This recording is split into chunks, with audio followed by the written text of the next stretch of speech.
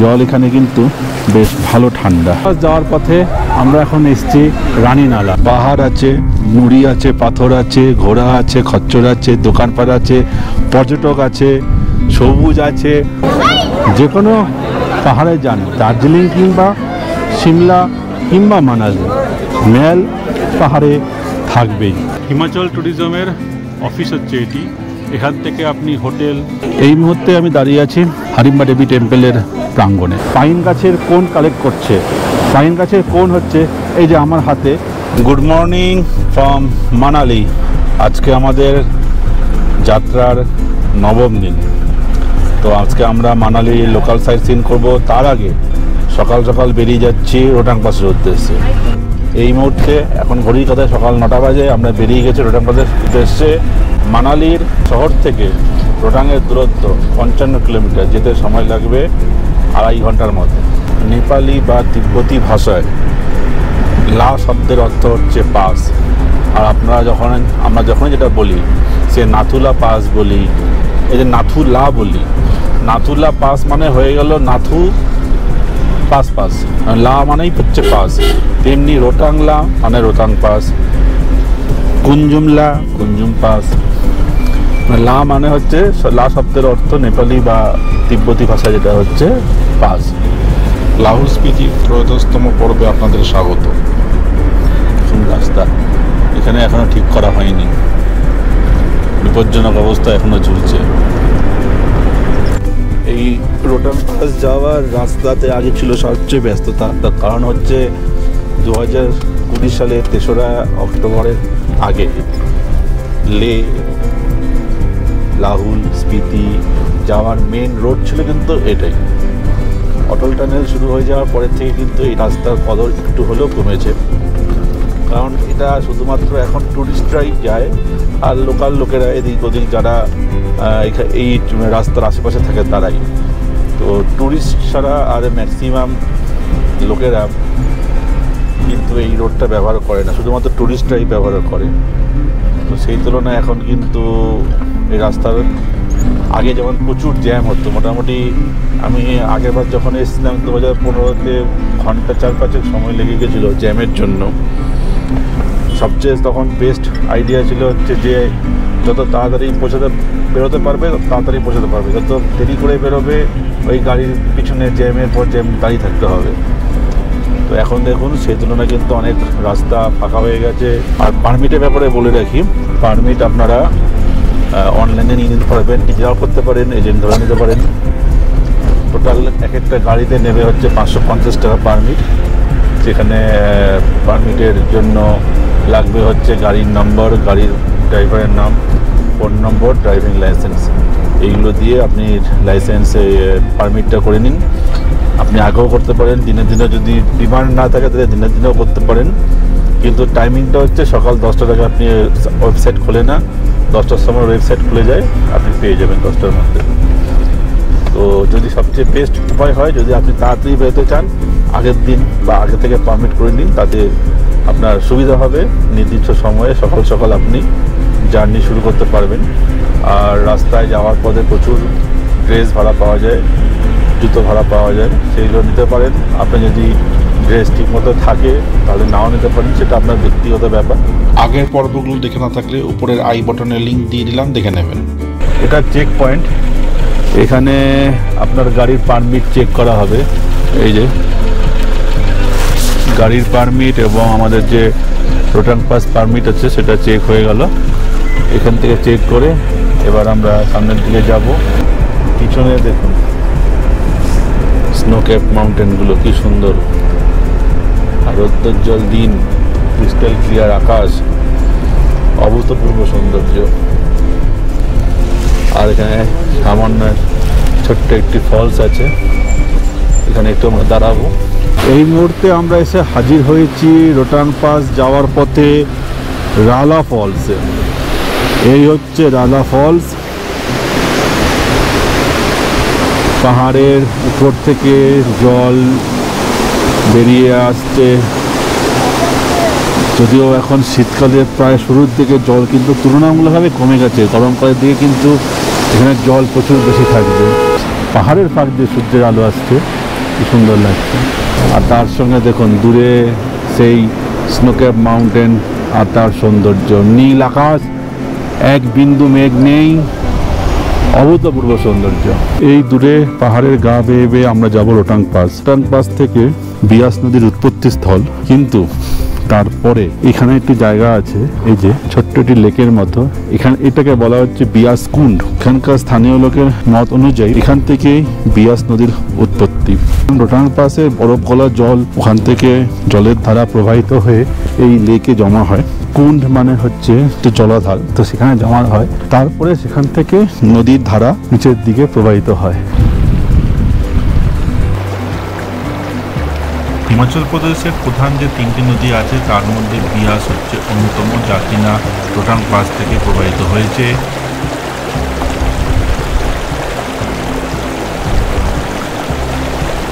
জল কতখানি crystal clear যে জলের তলার পাথরগুলো পর্যন্ত, তাদের কালারগুলো পর্যন্ত পরিষ্কার বোঝা যাচ্ছে। আর জল এখানে কিন্তু বেশ ভালো ঠান্ডা, বেশ ঠান্ডা আছে।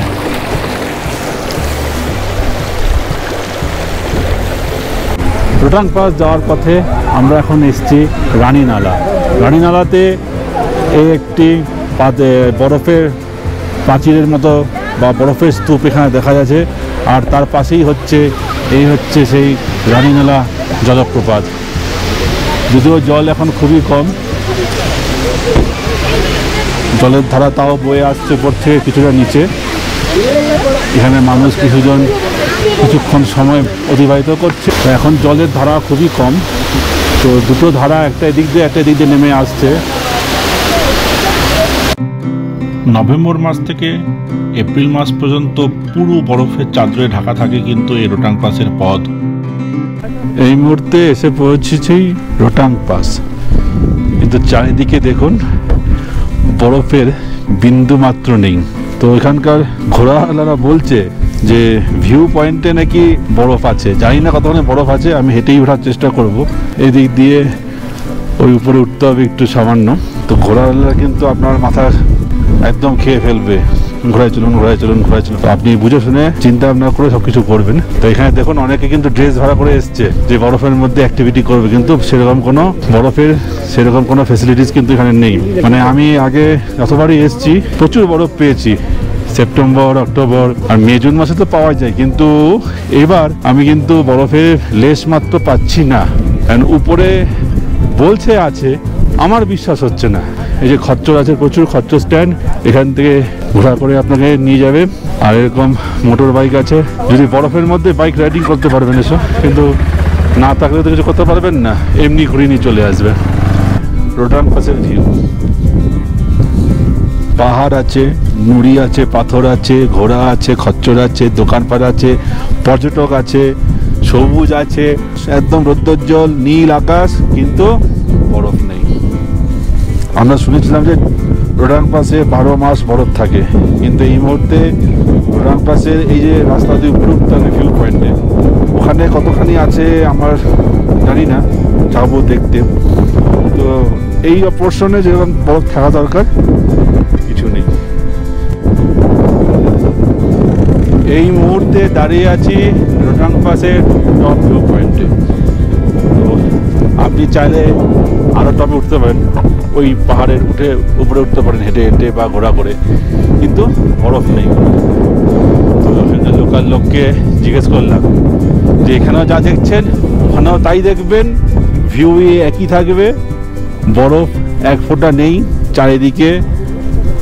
ওই যে ওখানে সামান্য নদীর জল দেখা যাচ্ছে, আর এই রোটাং পাস থেকে কিন্তু বিয়াস নদী উৎপন্ন হয়েছে। আর এই হচ্ছে টপ থেকে ভিউ। সমুদ্রপৃষ্ঠ থেকে প্রায় 13,050 ফুট উচ্চতায় অবস্থিত এই রোটাং পাস। রোটাং শব্দের অর্থ হচ্ছে মৃতদেহের স্তূপ। তো এখান থেকে এই টপ ভিউ, স্নোক্যাপ মাউন্টেনগুলো দেখা যাচ্ছে, এটাই যা ভিউ, আদারওয়াইজ আর কিছু নেই। এই মুহূর্তে 10-15 দিন বা মাসখানেক পরে আসলে তখন কিন্তু পাওয়া যাবে। যারা পুজোর ছুটিতে আসছেন এই সিমলা মানালিতে, তারা যখন রোটাং পাসে আসবেন আশা করি তখন কিন্তু ভালোই বরফ পাবেন।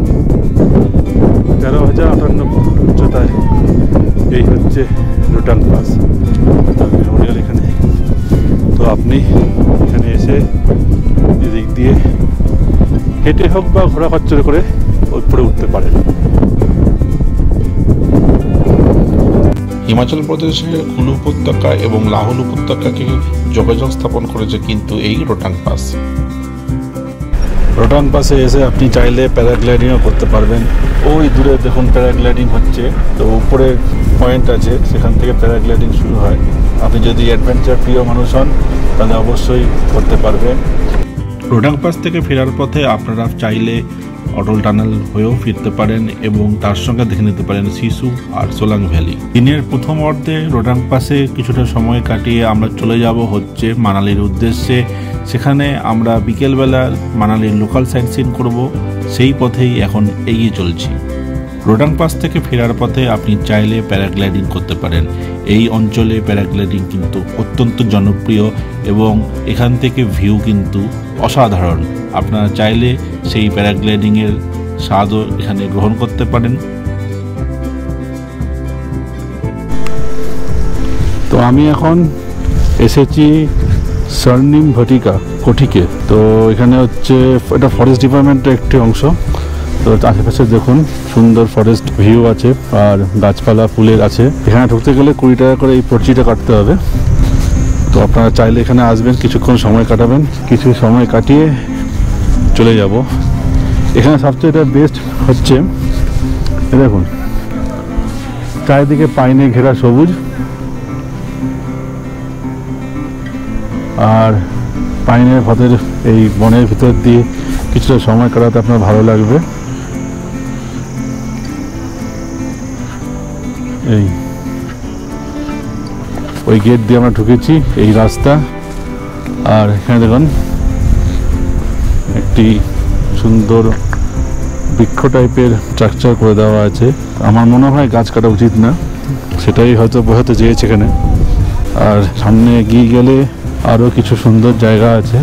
সবচেয়ে বেস্ট লাগবে হচ্ছে পাইন বনের ভিতরে এখানে হাঁটতে। চারিদিকে দেখুন পাইন বন, নিস্তব্ধ নিরিবিলি, ঝিঝি পোকা ডাকছে, এক অভূতপূর্ব সৌন্দর্য কিন্তু এর মধ্যে আপনি উপলব্ধি করতে পারবেন। এটা রোটাং যাওয়ার পথেও করতে পারেন বা রোটাং পাস থেকে ফেরার পথেও করা যেতে পারে। সুন্দর সূর্যমুখী ফুল, এই হচ্ছে ভিউ। আর উপরে দেখুন ওই দূরে আকাশে প্যারাগ্লাইডিং হচ্ছে।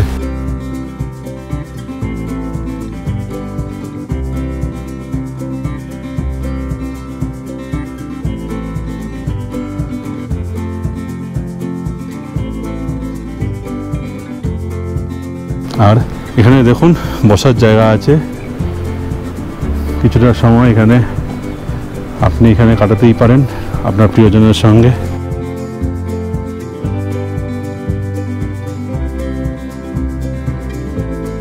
আপনি চাইলে এখানে আগুন ধরিয়ে সবাই চারদিক দিয়ে বসে সন্ধ্যার সময় ক্যাম্প ফায়ারও করতে পারবেন, যে থেকে নদীর জলের আওয়াজ পাওয়া যাচ্ছে। নিস্তব্ধ নিরিবিলি কিছুক্ষণ সময় কাটানোর জন্য কিন্তু যথেষ্ট আদর্শ।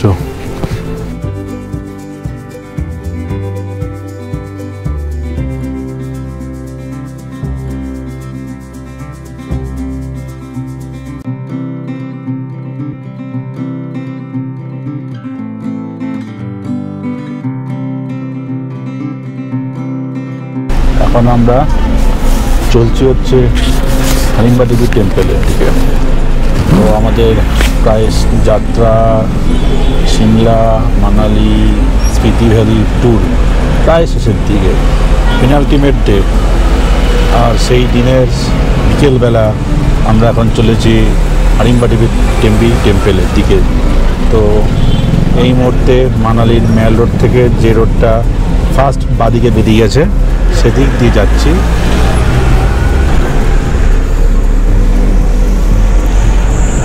মানালি ম্যাল থেকে হারিম্বা দেবী টেম্পেলের দূরত্ব হচ্ছে 3 কিলোমিটার। আমরা সেদিকে যাচ্ছি এখন। হেঁটে যাওয়া যায় কিন্তু একটু বয়স্ক লোক থাকলে সমস্যা হতে পারে, তো চেষ্টা করবেন আর তা না হলে খুবই কম খরচে অটো ভাড়া করে নেবেন পুরো দিনের জন্য। এক একটা অটো 500 থেকে 700 টাকা ভাড়া নেবে, পুরো রিজার্ভ করে নেবেন, সারাদিনের প্রোগ্রাম করে নেবেন লোকাল সাইট সিন। আর যারা গাড়ি রিজার্ভ করে আসবেন তাদের তো কোনো সমস্যাই হবে না। এই যে হারিম্বা দেবী টেম্পেলের গেট হচ্ছে এটা। এই গেট থেকে আরও 1.5 কিলোমিটার বাদিকে মন্দিরটা। আপনি যদি রাস্তায় একা একা আসতে চান বা কারোর সঙ্গে আসতে চান তাহলে এই রাস্তা গাড়ি নিয়ে গেলে এই রাস্তায়, আর তা না হলে এর কিছু আগে একটা সিঁড়ি আছে, তো সিঁড়ি দিয়ে উপরে উঠে গেলে আপনি টেম্পেলে পৌঁছে যেতে পারবেন। এখানে কিছু হোটেলও আছে। মেলের থেকে কোলাহলপূর্ণ জায়গা থেকে নিস্তব্ধ নিরিবিলি জায়গায় একটা হোটেলেও আপনি থাকতে পারেন। আপনারা জানেন হয়তো, যারা রোজা সিনেমা দেখেছিলেন, সেই রোজা সিনেমার শুটিং কিন্তু এই হারিম্বা টেম্পেলের মধ্যে হয়েছিল। এখান থেকে ডান দিকে গেলেই হারিম্বা দেবী টেম্পেল। এই মুহূর্তে আমরা চলে এসেছি হারিম্বা দেবী টেম্পেলের একদম সামনে, যেখানে গাড়ি পার্কিং। সেখান থেকে হেঁটে গেলে আর 2-3 মিনিটের মধ্যে আমরা পৌঁছে যাব হারিম্বা দেবী টেম্পেল। আপনাদের দেখাচ্ছি। তার আগে দেখুন অ্যাক্টিভিটি আছে, আপনি চাই এখানে আর্কেরি ট্রাই করতে পারেন। আর বিভিন্ন ধরনের দেখুন ছোটোখাটো দোকান আছে। আর মানালি ড্রেসও এখানে ভাড়া পাওয়া যায়, আপনি চাইলে সেগুলো পরে নিতে পারবেন। এটা হচ্ছে হারিম্বা দেবী টেম্পেলের গেট। চারিদিকে সুন্দর পাইন বনের মাঝখানে কিন্তু এই যে গেট, এই গেট দিয়ে আমি ভিতরে ঢুকছি। সুন্দর একটা এরিয়ার মধ্যে কিন্তু এই হারিম্বা দেবী টেম্পেল, মানে মানালির সবচেয়ে অন্যতম স্থান, যার মধ্যে হচ্ছে হারিম্বা দেবী টেম্পেল। আপনারা হয়তো দূর থেকে দেখতে পাচ্ছি, এই হচ্ছে হারিম্বা দেবী টেম্পেল। এই মুহূর্তে আমি দাঁড়িয়ে আছি হারিম্বা দেবী টেম্পেলের প্রাঙ্গণে। হারিম্বা দেবী টেম্পেলের এখন সামনে কিন্তু প্রচণ্ড ভিড়। আমি টেম্পেল দেখাচ্ছি। বহু প্রাচীন এই হচ্ছে মন্দির। আজ থেকে প্রায় 400 বছর পুরনো হচ্ছে এই মন্দির।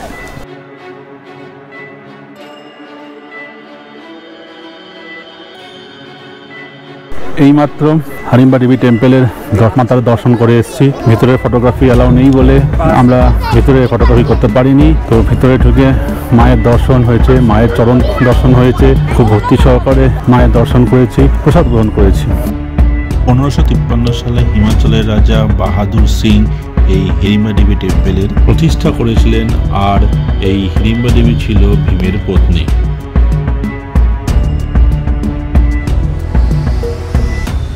এই মন্দিরের পাশের ফলকেই কিন্তু লেখা আছে এই মন্দিরের ইতিবৃত্ত।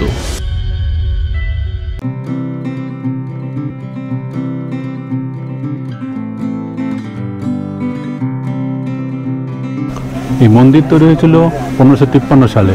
আর মন্দিরের তৈরি হচ্ছিল এখানকার রাজা বাহাদুর সিংহ। আর প্যাগোডা টাইপেরই এই হচ্ছে মন্দিরের ধরন। আর মন্দিরের হাইট হচ্ছে প্রায় 80 ফিট।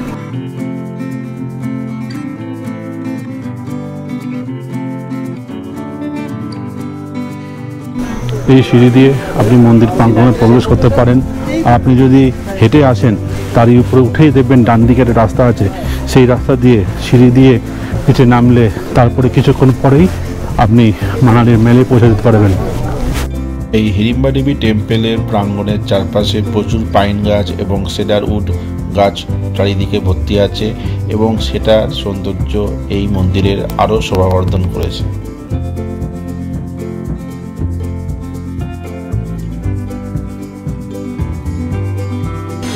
এটি হচ্ছে হারিম্বা দেবী তার পুত্র ঘটোৎকচের, বীর ঘটোৎকচের মন্দির।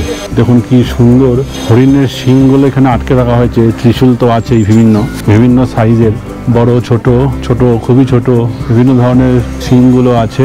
আর তার সঙ্গে আছে ত্রিশূল।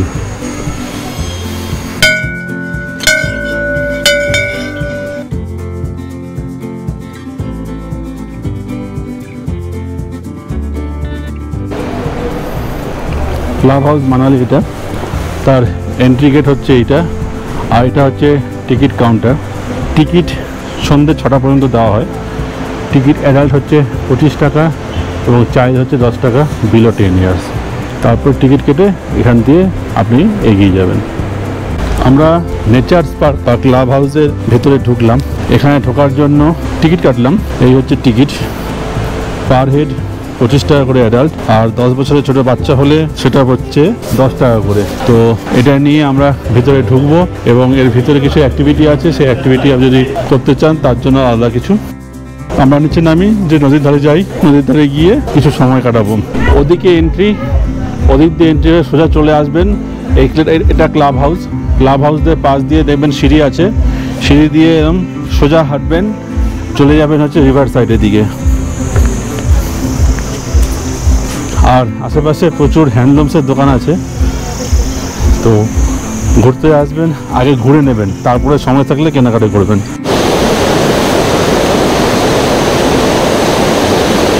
ক্লাব হাউসের ভিতর দিয়ে চলে এসে ডান দিকে দেবেন নেট দিয়ে ঘেরা একটা রাস্তা আছে, সেই রাস্তা দিয়ে আপনি সোজা হাঁটতে থাকবেন। এই হাঁটতে থাকলে সামনে ওখানে সিঁড়ি আছে, সিঁড়ি দিয়ে আপনি নিচে নামতে পারবেন। তো আমরা সেখানে যাচ্ছি এখন।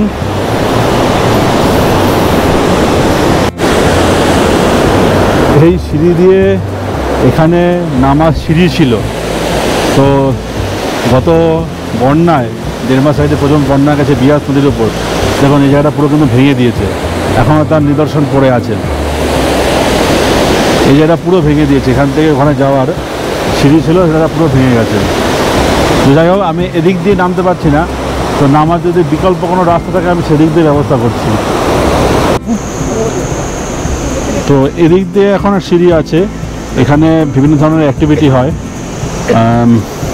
বাইক রাইডার আছে, রিভার ক্রসিং সেটাও আছে, সেটা দিয়ে করতে পারেন যদি। আর তা না হলে আপনারা এমনি নেমে রিভার সাইডের পাশে কিছুক্ষণ সময় কাটাতে পারবেন। জিপ লাইনও আছে এখানে। তো এই যে দেখছেন জিপ লাইনের জায়গা, আপনারা চাইলে এখানে জিপ লাইন রিভার ক্রস করতে পারবেন। আর পাশে চা, মুড়ি, নাস্তার জন্য ছোটো দোকানও আছে, সেটাও আপনারা করতে পারবেন।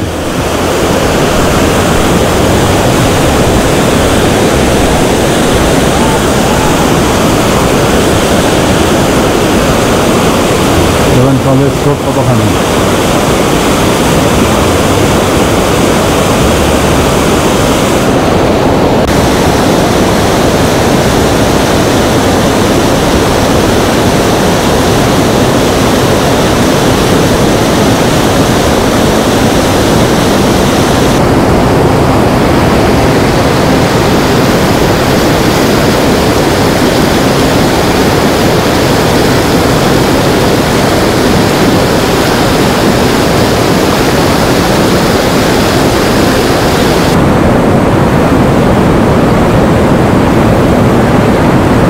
আমরা এখানে ঘুরতে আসছি কিছুদিনের জন্য। এই পাহাড়ের মানুষের যে কত কষ্ট করে জীবনযাপন চালাতে হয়, তা এখানে না আসলে বা আমরা যারা সমতলে থাকি তারা বিন্দুমাত্র বুঝতে পারবো না। এখানে আসলে, এখানে না যে কোনো পাহাড়ে গেলেই কিন্তু সেটা পরিষ্কার বোঝা যায়। আর কিছুদিন আগে যা ঘটে গেছে এই মানালি, মান্ডি বা কুলু শহরে, তা সত্যি বেদনাদায়ক। আর সেখানে যারা এই দুর্ঘটনায় বা প্রাকৃতিক বিপর্যয় যাদের প্রাণহানি ঘটেছে, তাদের প্রতি এবং তাদের পরিবারের প্রতি আমার তরফ থেকে প্রচুর সমবেদনা।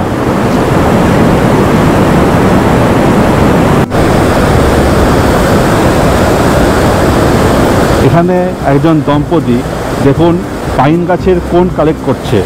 পাইন গাছের কোন হচ্ছে এই যে আমার হাতে, এটা এখন কিন্তু কাঁচা অবস্থায় আছে। এই কোন থেকে জানা গেল যে একটা পাউডার হয়, যেই পাউডারগুলো বিয়ে বা কোনো সামাজিক অনুষ্ঠানের কাজে লাগে। এবং এই পাইন গাছের কোনের বৈশিষ্ট্য হচ্ছে এটা কিন্তু প্রতি বছর হয় না। 1 বছর যদি পাইনের কোন হয়, 2 বছর সেটা পরে কিন্তু হয় না, 2 বছর পরে আবার সেই কোন হয়। এবং 2 বছরের মধ্যে এই ছোট পাইন কোন আস্তে আস্তে বড় হবে এবং শক্ত হয়ে সেখান থেকে পোলেন উৎপন্ন হবে। এবং পোলেন যখন ম্যাচিওর হয়ে যাবে, সেইটা যখন বাতাসে হাওয়ায় ঘুরে বেড়াবে, একটা হলুদ রঙের দেখতে হয়। এবং তখন সেটাকে যেটা বলা হয়, আমার ঠিক এই মুহূর্তে মনে পড়ছে না, আমি নিজে পড়েছি বলে বলছি, ভুলে গেছি ব্যাপারটা।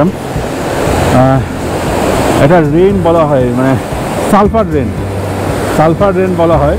তার কারণ হচ্ছে এই পোলেনে যখন ম্যাচিউর হবে পোলেনগুলো হলুদ রঙের হয় আর সালফারের কালার হচ্ছে হলুদ।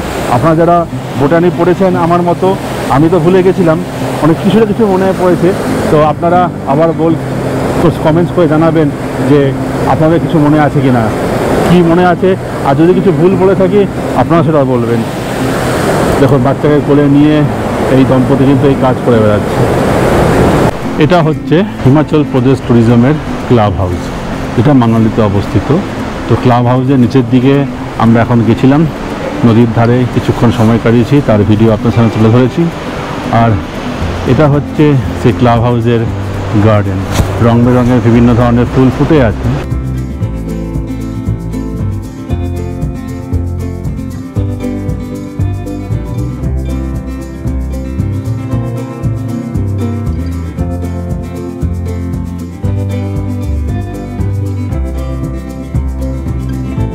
আমরা এখন এসে হাজির হয়েছি বনবিহার, মানালির অন্যতম একটি স্পট, টুরিস্ট স্পট হচ্ছে বনবিহার। তো এখানে টিকিট কাউন্টার এখানে আছে, পার অ্যাডাল্ট হচ্ছে 50 টাকা, চাইল্ড হচ্ছে 20 টাকা 8 বছরের নিচে। আর টাইমিংটা দেখুন দেওয়া আছে সামার সময় সকাল 9টা থেকে রাত 8টা পর্যন্ত, এবং উইন্টারে হচ্ছে সকাল 9টা থেকে বিকেল 5টা পর্যন্ত। এই হচ্ছে এন্ট্রি আর এদিক হচ্ছে এক্সিট। আমি এই মুহূর্তে ভিতরে ঢুকতে পারছি না, কেননা সন্ধে হয়ে গেছে, ভিতরে কোনো ছবি তুলতে পারবো না বা ভিডিওগ্রাফি করতে পারবো না হয়তো। তো আমি যদি পারি কালকে সকালে চেষ্টা করব, কিন্তু মনে হচ্ছে হবে না, কারণ কালকে আমাদের বেরিয়ে যাওয়ার কথা সকাল 8টার সময়, ওখানে খুলবে হচ্ছে সকাল 9টা, সুতরাং এটা মিস হয়ে গেল। তো অন্ধকারে এখন ভিতরে ভিডিওগ্রাফি করা যাবে না, ছবিও তোলা যাবে না, তো এটা আমার পক্ষে এইবারের জন্য বাদ চলে গেল। আমরা এখন চলে যাব হচ্ছে মাল রোডে কিছুক্ষণ ঘুরবো, আর কিছু ওখানে টেম্পল আছে সেই টেম্পলগুলো দেখব। যে কোনো পাহাড়ে যান, দার্জিলিং কিংবা সিমলা কিংবা মানালি, ম্যাল পাহাড়ে থাকবেই। তো আমরা এখন চলে এসেছি মানালির ম্যালে। এটা হচ্ছে মানালির ম্যাল ওই যে হোটেল ইয়াক, ওখান থেকে শুরু হয়েছে ম্যাল রোড। আর এখানে কিন্তু প্রত্যেকটা ম্যালের মতো দার্জিলিং কিংবা সিমলা কোনো জায়গায় কিন্তু ম্যাল রোডে গাড়ি ঢোকার ব্যবস্থা নেই।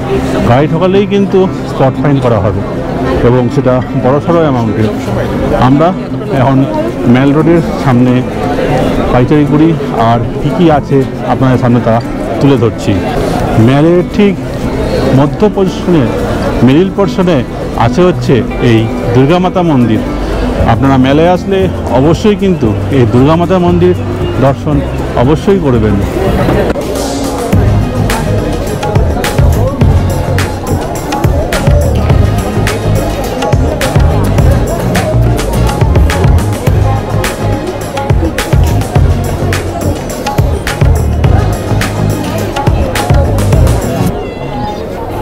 মন্দিরের সিঁড়ির উপরে উঠে তুলে ফটো তোলা কিন্তু নিষিদ্ধ। তো নিচ থেকে ফটো তুলছি, উপরে যাব, তার আগে অবশ্যই পাদুকা দুটো খুলে নিয়ে দেবীর দর্শন করব।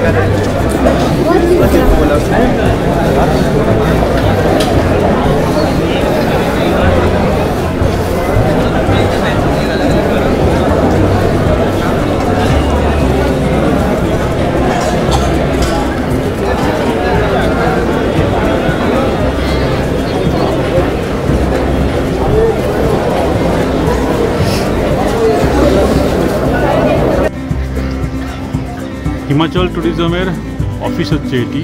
এখান থেকে আপনি hotel, luxury bus, conducted tour যেগুলো হয় গভর্নমেন্টের, সেগুলো আপনারা করতে পারবেন। তো এটা হচ্ছে মেন অফিস, এখন অফিস বন্ধ। আর এখানে সব ডিটেলস দেওয়া আছে হিমাচল ট্যুরিজমের, কী ট্যুর হয় তাও এখানে দেওয়া আছে। এছাড়াও আপনি ডিটেলস hptdc.nic.in এ পেয়ে যাবেন।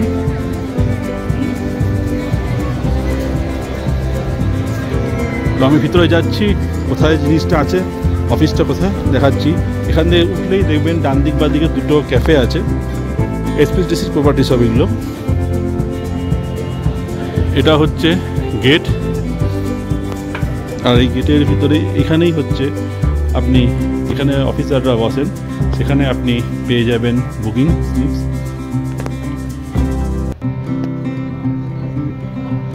এখানে কী কী প্রোগ্রাম হয় সেগুলো দেওয়া আছে এবং রেট সম্বন্ধেও দেওয়া আছে। এছাড়া এইখানে ছোট্ট করে যেটা দেওয়া আছে সেটা আপনাদের সামনে তুলে ধরছি। আর ডেসক্রিপশন বক্সে এই লিঙ্কটা আমি দিয়ে দিলাম ওয়েবসাইটের।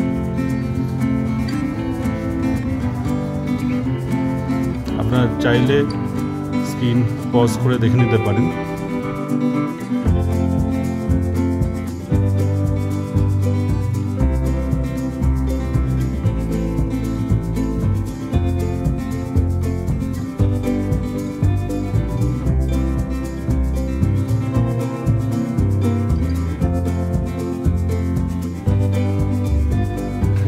এই মুহূর্তে এসে দাঁড়িয়ে আছি মানালির সবচেয়ে বিখ্যাত গুম্ফা রোডে। আর গুম্ফা রোডেই আছে হচ্ছে এই মনেস্ট্রিটা।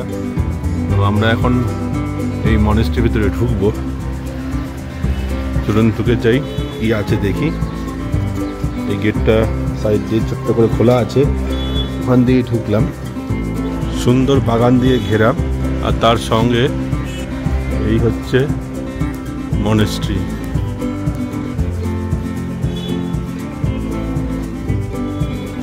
আশেপাশে সুন্দর গার্ডেন, বসার জায়গা আছে। এটা হচ্ছে এই গুম্ফারি হোটেল এবং নিচে আছে ক্যাফে। আর চারিদিকে পাহাড়ে ঘেরা এই মানালি শহরের মধ্যে সূর্যালোক পড়েছে সকালবেলা, এখন সকাল 9টা বাজে। অসাধারণ সৌন্দর্য লাগছে।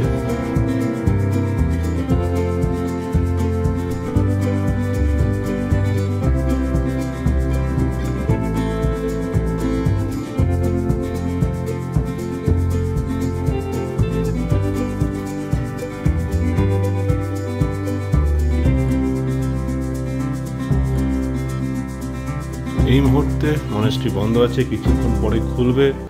পরবর্তী এপিসোড নিয়ে খুব শিগগিরই ফিরে আসছি। ততক্ষণ দেখতে থাকুন ঘুরতে ভালোবাসি চ্যানেল। আর চ্যানেলে প্রথম হয়ে থাকলে চ্যানেলটিকে অবশ্যই সাবস্ক্রাইব করবেন। দেখতে থাকুন ঘুরতে ভালোবাসি। ধন্যবাদ।